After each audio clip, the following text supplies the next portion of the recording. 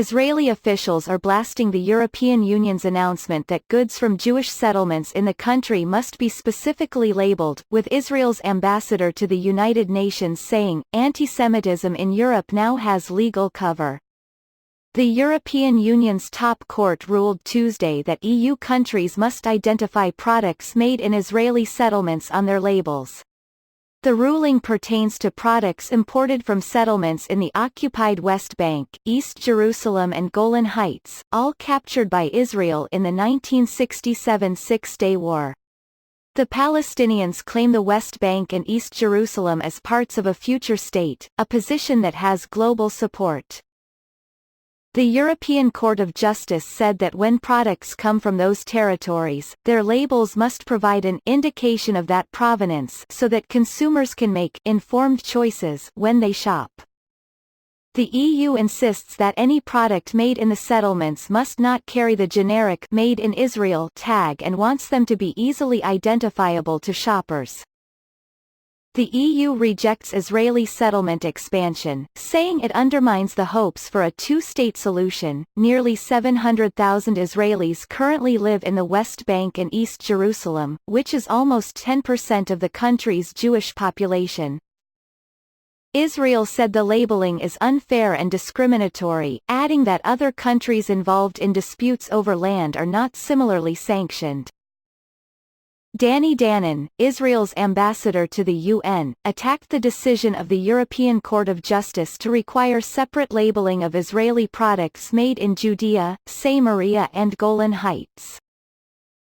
This is another example of Europe continuing its surrender to Israel's enemies.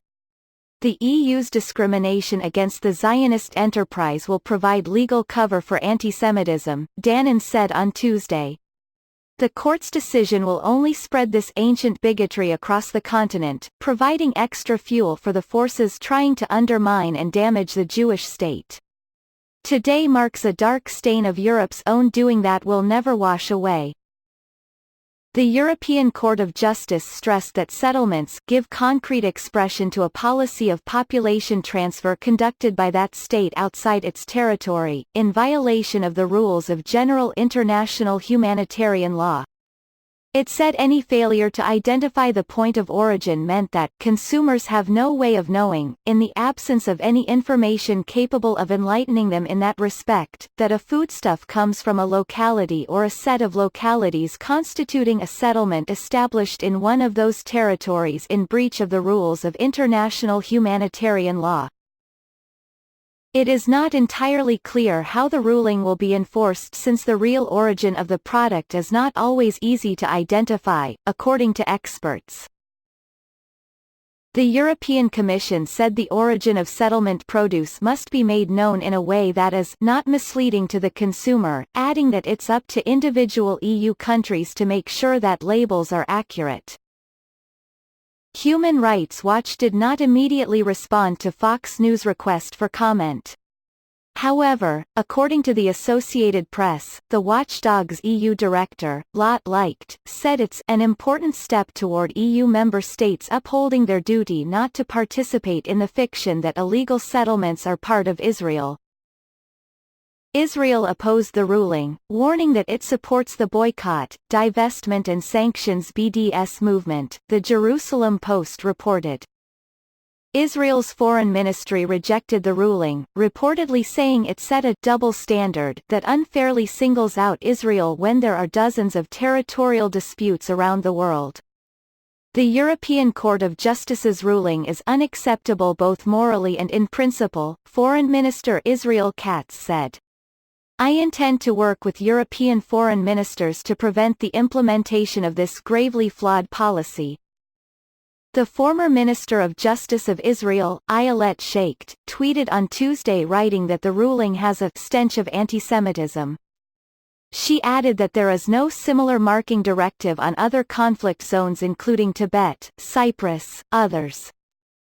There is no justice in the European Court of Justice, Sheikht wrote. Palestine Liberation Organization official Saeb Erekat and Palestinian Authority Foreign Minister Riyad Malki welcomed the ruling, but said it did not go far enough, according to the Jerusalem Post. Our demand is not only for the correct labeling reflecting the certificate of origin of products coming from illegal colonial settlements, but for the banning of those products from international markets. Arakat reportedly said. Eugene Kontorovich, a professor at George Mason University's School of Law and the head of its Center for International Law in the Middle East, told Fox News on Tuesday, now Jewish products are the only ones to have to bear special labels based on their origin. This is a new kind of yellow star put exclusively on Jewish goods, referring to the badge Jews throughout Nazi-occupied Europe were forced to wear as a means of identification. Kontorovich said the ruling also shows it's not about the Palestinians, it's about the Jews. Because in the Golan Heights where there are no Palestinians and no discussion of a Palestinian state, the Europeans imposed the same rule. And we know it's not about occupation because they don't apply this rule in any occupied territory anywhere in the world or anywhere, he added.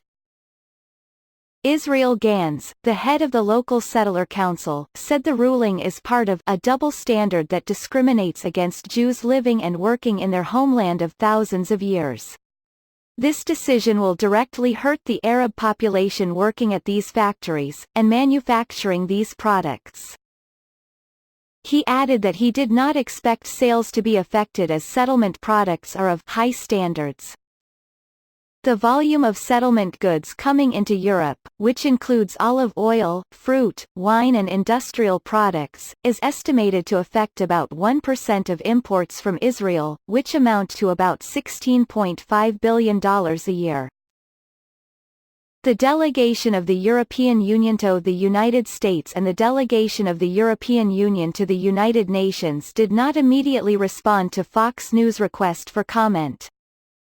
EU Commission spokeswoman Mina Andreeva pointed out that Israel has a special trading relationship with the EU, with products originating in its internationally recognized borders benefiting from preferential tariff treatment, the Associated Press reported. This situation will remain unchanged, she said. The EU does not support any form of boycott or sanctions against Israel.